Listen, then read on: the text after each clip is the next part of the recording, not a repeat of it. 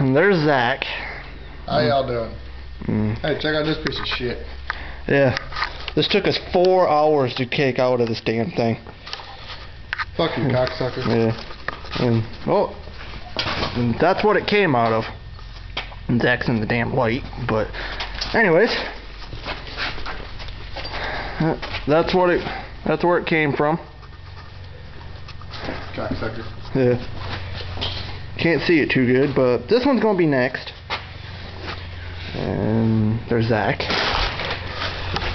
But anyways, I had 308s in it.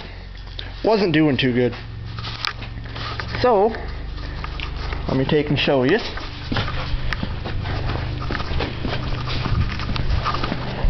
One second. It's probably a little windy out, so hopefully you can hear me. I'm putting 410s in it. So that should be kind of fun. And with, instead of my little 38-inch groundhogs, I'm putting 40-inch Dick Sepic Fun Countries. So, let's see how it's going to go.